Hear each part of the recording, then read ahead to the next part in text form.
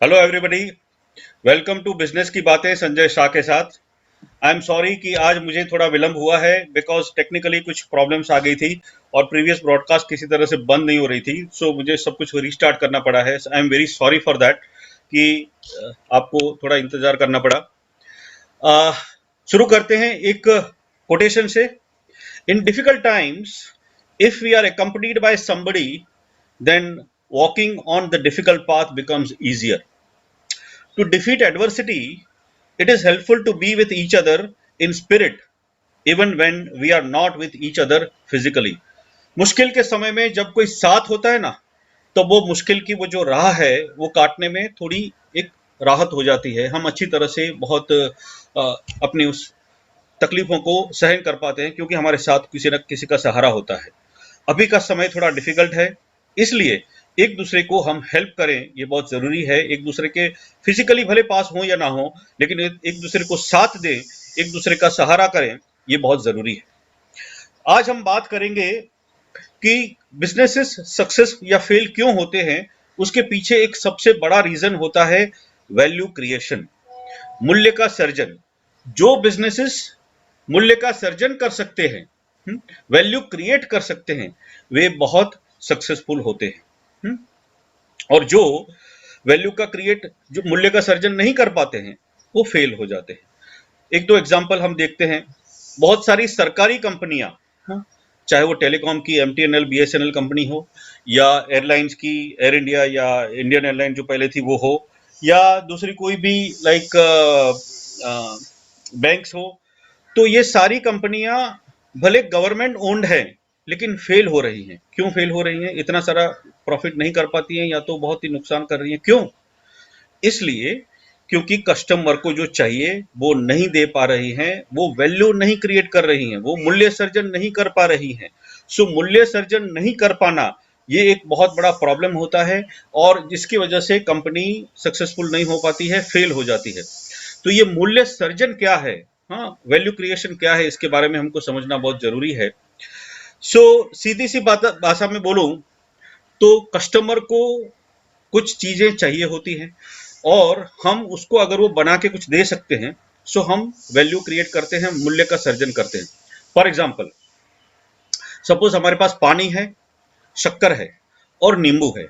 ये तीन चीजें हैं, लेकिन अगर हमें कोई ये तीनों चीजों को मिला के, पानी के अंदर शक्कर और नींबू का जूस डाल के कोई हमें नींबू शरबत बना के दे, सो ये तीन चीजों में से नींबू शरबत बनना, ये एक वैल्यू क्रिएशन है, ये एक मूल्य सर्जन है। अभी उसी तरह से कोई भी मैन्युफैक्चरिंग, चाहे हम कोई खाने पीने की चीजें बनाते हो, कुछ कपड़े बनाते हो, कुछ फर्नीचर के आइटम्स बनाते हो, कोई भी प्लास्टिक आर्टिकल्स, कुछ भी जो चीजें हम बनाते हैं जो फाइनली कस्टमर को कहीं पे यूज होता है, वो सारी चीजें वैल्यू क्रिएशन है। इट इज ए मूल्य सर्जन। अगर हम मतलब सोने के ज्वेलरी बनाते हैं, सो वो भी एक वैल्यू सर्जन है। फर्नीचर बनाते हैं, ये भी एक मूल्य सर्जन का उदाहरण है। हम कुछ क्रिएट करते हैं, एक बीज रोप के अगर हम एग्रीकल्चर करके फार्मिंग करते हैं, तो ये भी एक वैल्यू क्रिएशन का एग्जाम्पल है। कोई भी आर्ट की प्रोडक्ट्स हो, चाहे वो फिल्में हो, गाने हो, ड्राइंग्स हो, पेंटिंग्स हो, तो ये कोई बुक लिखी गई, आर्टिकल लिखा गया, कोई स्पीच दी गई, तो ये भी एक वैल्यू क्रिएशन है, क्योंकि कुछ क्रिएशन होना वो भी एक मूल्य का सर्जन होता है। कस्टमर के प्रॉब्लम सॉल्व करना, अभी देखो बैंक के जैसे कि फाइनेंशियल ट्रांजैक्शन के जो प्रॉब्लम्स होते हैं उसको सॉल्व करती हैं, तो ये भी एक वैल्यू सर्जन का एग्जांपल है। कोचिंग क्लासेस, लोगों को एग्जाम के लिए तैयार करते हैं, उनके प्रॉब्लम सॉल्व करते हैं, तो that is also value creation. Legal services, chartered accountants, ये भी बिजनेसेस को, इंडिविजुअल्स को उन गाइड करते हैं, तो that is also example of value creation. किसी को हेल्प करना, हर टाइप की सर्विसेज, मतलब एजुकेशन की services, universities, schools, coaching classes, transportation की सर्विसेज, लोगों को एक जगह से दूसरे जगह जाने में और मटेरियल का जो हेरफेर करने में जो काम आते हैं, telecom services, retail services, shops, malls, e commerce के साइट्स वगैरह, अलग अलग टाइप के designers, interior designers, cloth designers वगैरह, एडवाइजर्स, कंसल्टेंट्स, रिपेयरिंग करने वाले, मेंटेनेंस करने वाले, तो ये सारे लोग जो हैं ये हेल्प करते हैं, ये भी मूल्य का सर्जन करते हैं, that is also value creation. Customer को जो रिलीव करता है, जो भी हेल्थ सर्विसेज है, डॉक्टर्स हैं, हॉस्पिटल्स हैं, मेडिकल शॉप्स हैं, केमिस्ट शॉप्स हैं, पैथोलॉजिकल लेबोरेटरीज है या दूसरे पैरामेडिकल सर्विसेज है, फिजियोथेरापी है, ये सारे भी किसी न किसी तरीके से किसी की तकलीफों को रिलीव करते हैं। सो ये भी एक वैल्यू क्रिएशन का एग्जाम्पल है। एंटरटेनमेंट, जो कस्टमर को एक स्ट्रेस होता है तभी उसको रिलीव करने में हेल्प करता है, so that is also value creation. Insurance, spa, air conditioner, refrigerator, heaters, तो कस्टमर को अलग अलग टाइप की रिलीफ देने वाली ये सारी चीजें भी वैल्यू क्रिएशन का, मूल्य सर्जन का एग्जाम्पल है। इन शॉर्ट, कस्टमर को जो उसका समय बचा सके, उसका पैसा बचा सके, या तो उसका प्रयत्न बचा सके, उसकी मेहनत बचा सके, ये सारी चीजें मूल्य सर्जन का एग्जाम्पल है। कस्टमर को कुछ पैसा देने के बाद अगर ऐसा लगता है कि मेरा पैसा वसूल हुआ, उसका मतलब उसको मूल्य मिला, हमने कुछ मूल्य सर्जन किया, उसके लिए कुछ वैल्यू क्रिएट किया, ऐसा कह सकते हैं। सो हर कस्टमर अगर हर बिजनेस अगर सक्सेसफुल होना चाहता है तो उसे कस्टमर के लिए जो कीमती चीजें हैं, जो वैल्यूएबल है, जो उसको ऐसा लगता है कि ये मेरा पैसा वसूल हुआ, ऐसी चीजें देने के लिए कोशिश करना चाहिए। अभी ये वैल्यू क्रिएशन का जो पूरा जो सिस्टम है उसको थोड़ा समझते हैं। हम जिस इंडस्ट्री में हैं उसकी एक पूरी वैल्यू चेन होती है। एक उदाहरण लेता हूं, सपोज हम टेक्सटाइल के जो कपड़े हैं उसकी वैल्यू चेन के बारे में पहले देखें। सो उसमें एक रॉ मटेरियल आता है, दैट इज कॉटन। सो कापूस का ग्रोइंग जो करते हैं वो फार्मर, वहां से शुरुआत होती है। उसके बाद उस कॉटन का स्पिनिंग होता है, वीविंग होता है, उसके ऊपर डाइंग होता है, कुछ प्रिंटिंग होता है, उसके साथ कुछ एसेसरीज जुड़ती हैं। तो ये सारी चीजों का प्रोसेसिंग होता है, दैट इज सेकंड लेवल। उसके बाद कुछ गारमेंट मैन्युफैक्चरर्स हैं, अपैरल मैन्युफैक्चरर्स कुछ चीजें बनाते हैं, कोई कपड़े सी के बनाते हैं डिजाइन करके, तो ये थर्ड लेवल हुआ। उसके बाद ये गारमेंट मैन्युफैक्चरर के पास, डिस्ट्रीब्यूटर के पास ये सारे कपड़े पहुंचेंगे, तो ये चौथा लेवल हुआ। डिस्ट्रीब्यूटर के पास से वो रिटेलर तक पहुंचेगा, रिटेल दुकानों तक या मॉल तक या ई कॉमर्स की साइट्स तक पहुंचेगा, तो ये फिफ्थ लेवल हुआ। और फिर वहां से वो एंड कस्टमर तक पहुंचेगा। तो ये सारी जो चेन है ना, so that is called value chain. और हर एक कंपनी अपनी इंडस्ट्री में कहीं ना कहीं पे एक वैल्यू चेन पे एक जगह पे होगी। सो हमारी कंपनी अगर टेक्सटाइल रिलेटेड काम करती है तो शायद हम फार्मर हो सकते हैं, शायद हम उसका स्पिनिंग, वीविंग, डाइंग, प्रिंटिंग करने वाले या एसेसरी बनाने वाले हो सकते हैं, या उसका कारोबार करने वाले हो सकते हैं, या हम अपैरल मैन्युफैक्चरर हो सकते हैं, या अपैरल के डिस्ट्रीब्यूटर, होलसेलर हो सकते हैं, या तो इसके रिटेलर हो सकते हैं, राइट। तो हम कहीं पे भी हैं इस वैल्यू चेन में। कहने का मतलब है कि हम कुछ ना कुछ उसमें वैल्यू ऐड करते हैं। हमारा होना नेक्स्ट लेवल के लोगों के लिए, जो भी हमारे कस्टमर होते हैं, अगर हम डिस्ट्रीब्यूटर हैं तो रिटेलर हमारे कस्टमर होते हैं, अगर हम अपैरल मैन्युफैक्चरर हैं तो डिस्ट्रीब्यूटर हमारे कस्टमर होते हैं। सो इस तरह से जो हमारे कस्टमर हैं उनके लिए अगर हम कुछ सुविधा क्रिएट कर रहे हैं तो इसका मतलब हम वैल्यू क्रिएट कर रहे हैं। तो हर बिजनेस अपने वैल्यू चेन में कहीं ना कहीं पे वैल्यू क्रिएट करना चाहिए, इस तरह से कि उसका जो कस्टमर है उसको राहत होनी चाहिए, उसको कुछ उसमें उसमें सुविधा होनी चाहिए। अगर वो ऐसा करता है तो कस्टमर को वैल्यू मिलती है और कस्टमर को पैसा देने में कोई एतराज नहीं होता है। अगर वैल्यू कस्टमर को कम मिलती है तो फिर कस्टमर डिस्काउंट मांगता है, सो फिर वैल्यू कम हो रही है, डिस्ट्रॉय हो रही है। अभी अलग अलग टाइप के वैल्यू एडिशंस होते हैं। मैं आपको एग्जांपल देता हूं। अगर पानी का खाली एक डिस्ट्रीब्यूशन का हम एग्जांपल ले तो पानी कितने अलग अलग तरीकों से डिस्ट्रीब्यूट हो सकता है, उसके तीन एग्जांपल हम देखते हैं। पानी के कुएं में से या बोर में से पानी को खींच के उसको डिस्ट्रीब्यूट करने के तीन क्या तरीके हैं। एक हो सकता है हम उसको टैंकर में डाल के किसी घर तक पहुंचाते हैं, राइट। 5,000 10,000 का टैंकर एक साथ भर के हम उसको पहुंचाते हैं, तो एक टाइप का वाटर डिस्ट्रीब्यूशन हुआ, ये भी एक वैल्यू क्रिएशन है। दूसरा, 10,000 5,000 लीटर नहीं, लेकिन 20-20 लीटर की जो जार आती है ना पीने के पानी की, उस तरह से हम घरों तक पहुंचाते हैं, तो दूसरे टाइप का वैल्यू क्रिएशन हुआ। तीसरा, 20 लीटर नहीं, 10,000 लीटर भी नहीं, लेकिन 1 लीटर, 2 लीटर, आधा लीटर, 250 ml उतनी बॉटल में एकदम प्योरीफाई करके वाटर को हम पैकेज करके भेजते हैं, तो ये उसी पानी का तीसरे टाइप का डिस्ट्रीब्यूशन हुआ, राइट। तो ये तीनों अलग अलग टाइप का वैल्यू क्रिएशन है, और ये तीनों की अलग अलग कस्टमर बेस है, अलग अलग लोगों को इसकी जरूरत होती है, और उसका इंपॉर्टेंस उनके लिए अलग अलग होता है। तो यही हमको समझना है कि एक प्रोडक्ट के लिए अलग अलग टाइप के कस्टमर होते हैं और उनको अलग अलग जगहों पे उसकी वैल्यू दिखती है। तो हम कहाँ पे है ये हमको समझना है। सेम रॉ मटेरियल में से अलग अलग टाइप की वैल्यू क्रिएट की जा सकती है, जो हमने पानी के एग्जांपल से देखा। उसी तरह से हम सपोज एक दूध और शक्कर के एग्जांपल से देखते हैं। सो दूध और शक्कर का जो एग्जांपल है उसमें उन दोनों को मिला के या तो हम एक गर्म दूध लोगों को सर्व करके एक प्रोडक्ट बना के उनको बेच सकते हैं, या तो उसकी कोई मिठाई, पेड़ा या बर्फी ऐसा कुछ बना के बेच सकते हैं, ये दूसरा वैल्यू क्रिएशन हुआ। तीसरा, उसमें से आइसक्रीम बनाएंगे तो ये अलग टाइप का एक वापस वैल्यू क्रिएशन हुआ। तो इसी तरह से सेम रॉ मटेरियल को भी शायद यूज कर करके अलग अलग टाइप की वैल्यू क्रिएशन और प्रोडक्ट या सर्विसेज बनाई जा सकती हैं। ये एक खास याद रखने जैसा है। अगर हमारा बिजनेस वैल्यू क्रिएट करे ऐसा हम चाहते हैं तो हमें यह समझ लेना है कि कस्टमर को एग्जैक्टली हमारे हमारे बिजनेस से क्या चाहिए, और वो हम प्रोवाइड कर रहे हैं तो हम कस्टमर को कुछ वैल्यू दे रहे हैं, उसको उसको कुछ मूल्यवान चीजें दे रहे हैं। और इसके लिए जो वैल्यू चेन है हमारी इंडस्ट्री की, उसमें हमारी जगह किधर है ना, वो हमें समझ लेना चाहिए कि हम किधर हैं। जैसे मैंने एग्रीकल्चर, जैसे मैंने टेक्सटाइल का जो वैल्यू चेन के बारे में बताया, तो वहां पे हम किधर हैं, वो पूरा फार्मर से लेके एंड रिटेलर तक उस वैल्यू चेन में मेरी जगह किधर है वो मुझे पता होना चाहिए। उसी तरह से अपनी इंडस्ट्री में वैल्यू चेन में मैं कहाँ हूँ, ये और मेरे मेरे कस्टमर की क्या एक्सपेक्टेशन है, ये मुझे पता होना चाहिए। That is first thing. Her business कुछ ना कुछ कस्टमर के प्रॉब्लम सॉल्व करना चाहिए तो ही वो वैल्यू ऐड करता है। कस्टमर के प्रॉब्लम अगर बढ़ रहे हैं हमसे तो हम वैल्यू कम कर रहे हैं, बढ़ा नहीं रहे। वैल्यू को हम डिस्ट्रॉय कर रहे हैं, खत्म कर रहे हैं, सरकारी नौकरी की तरह। देखो, ई कॉमर्स की जो कंपनियां हैं बहुत सक्सेसफुल हो रही है, ऐसा हम कहते हैं कि बहुत सारे रिटेल वगैरह को हर्ट कर रही है, लेकिन थोड़ा उसके पीछे का रीजन समझने जैसा है। ई कॉमर्स की कंपनियां सक्सेसफुल क्यों हो रही हैं? सक्सेसफुल इसलिए हो रही हैं कि कस्टमर को कुछ वैल्यू दे रही है, कुछ मूल्य प्रदान कर रही हैं, उनको घर पे डिलीवरी हो रही है, उनको बहुत सारी चॉइस मिल रही है, उनको पेमेंट के बहुत सारे ऑप्शंस, कैश ऑन डिलीवरी तक भी मिलता है।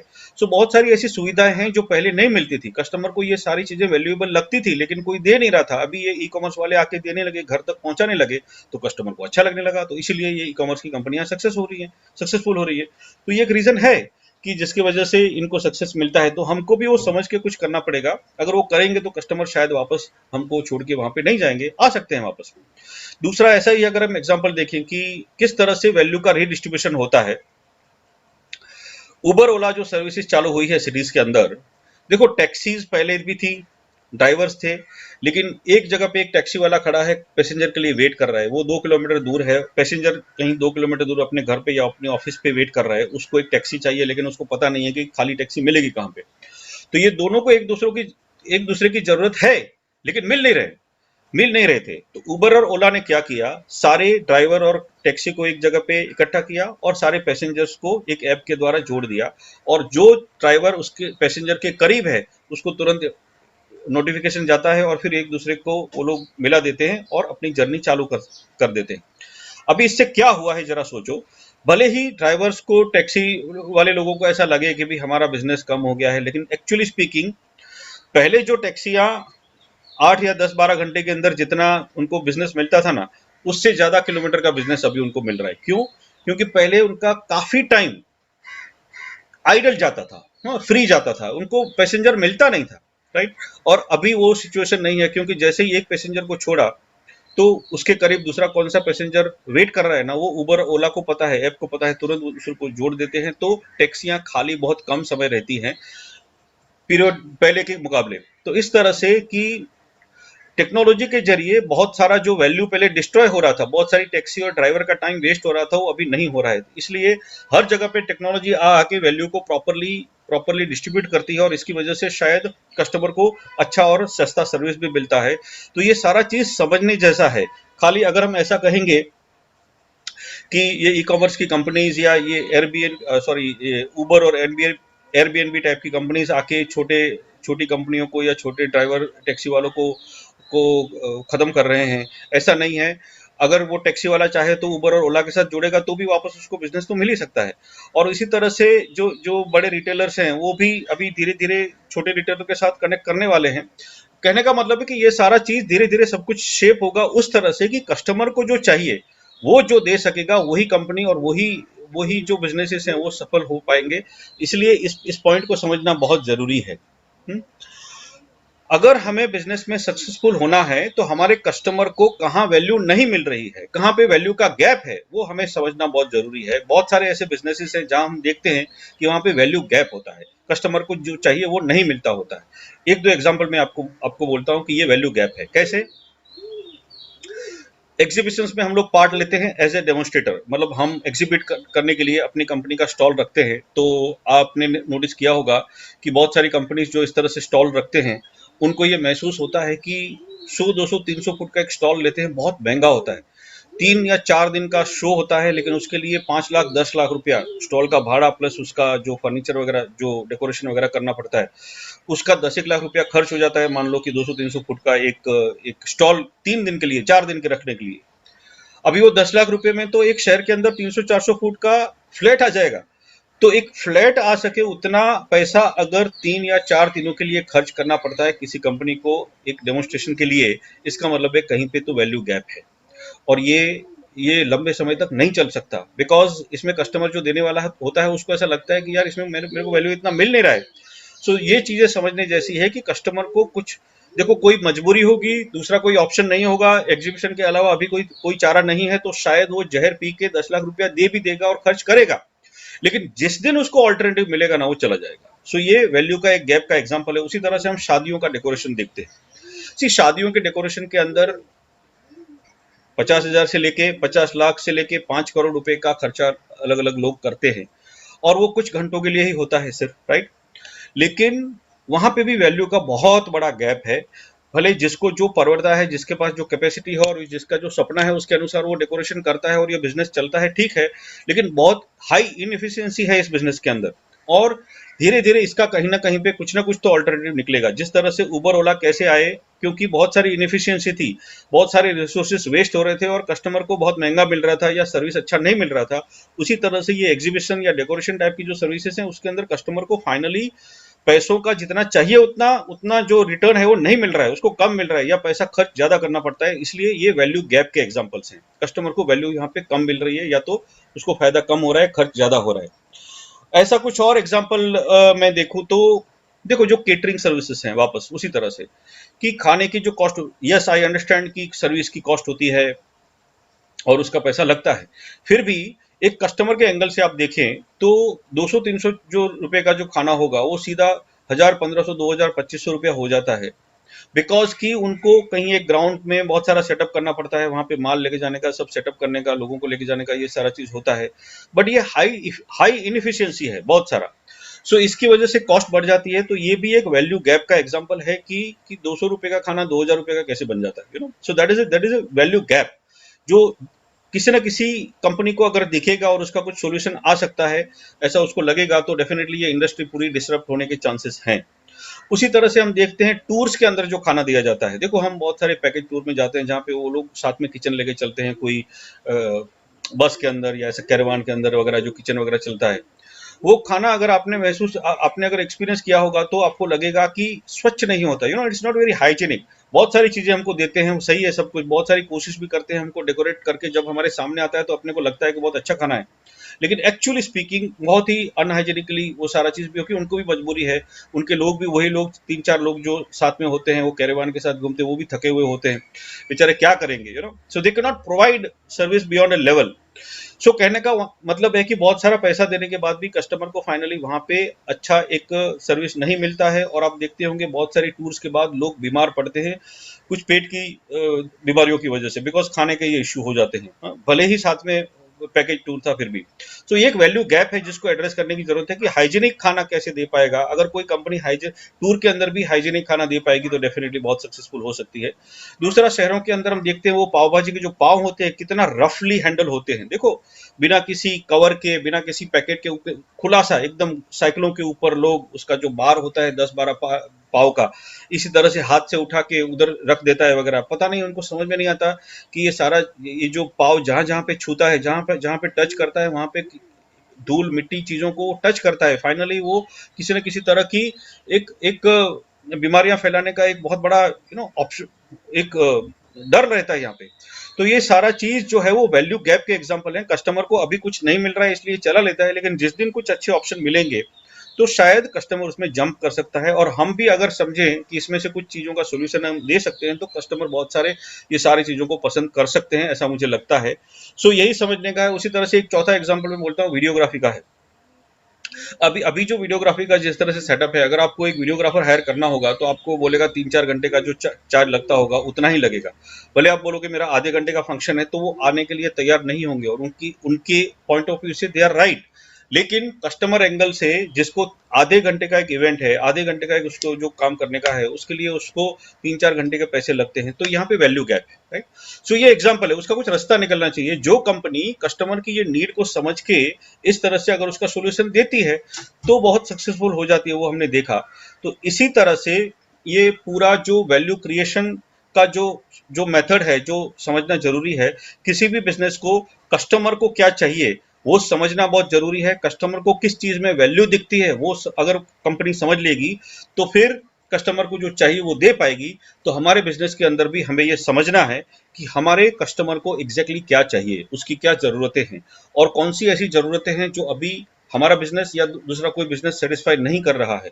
अगर हम उसको सेटिस्फाई, उन जरूरतों को सेटिस्फाई करने के लिए कुछ कर सकते हैं तो हमें ऐसा करना चाहिए। अगर हम ऐसा कर पाएंगे तो हमारा कस्टमर हमसे हमेशा के लिए जुड़ा रहेगा और हमारा बिजनेस बहुत सक्सेसफुल हो पाएगा, राइट। सो वैल्यू क्रिएशन बहुत बड़ा टॉपिक है, मैंने शॉर्टली उसको समझाने की कोशिश की है, राइट। आपको इसके रिलेटेड कुछ भी फीडबैक हो तो मुझे कमेंट में जरूर लिखिए। इस वीडियो को अगर आपको अच्छा लगा हो तो उसको आपके सोशल मीडिया के जितने भी माध्यम हैं, आपके ग्रुप्स के अंदर उसको उसको शेयर करिए, लाइक करिए। और अगर आपको ये सारा चीज बहुत पसंद आता है और आपको मेरे रेगुलर मैसेजेस चाहिए तो व्हाट्सएप के जरिए अपना नेम सरनेम सिटी मुझे लिख के भेजिए, या तो टेलीग्राम की मेरी चैनल जो वो हिंदी बिजनेस गाइड जो आपको टेलीग्राम ऐप पे मिलेगी, उसको आप सर्च करके उसमें आप जुड़ सकते हैं।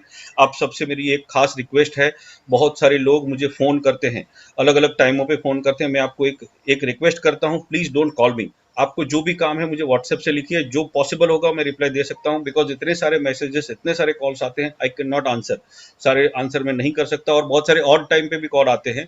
So this is please don't do this, right. जो भी आपको है आपका नेम सरनेम सिटी मुझे लिख के भेजेंगे तो उसका अगर जो रिप्लाई देना होगा मैं दे सकता हूँ। सो आपको एक रिक्वेस्ट है कि ये वीडियोस में आपको जो कुछ भी आपका फीडबैक हो यहाँ पे आप लिख के मुझे कमेंट में लिख के भेजिए। एंड बस अपने घर पे रहिए, खुश रहिए, स्वस्थ रहिए, राइट। कल सुबह वापस 10 बजे हम इसी तरह से मिलेंगे बिजनेस की कुछ और बातें करने के लिए। तब तक thank you very much, wish you all the best.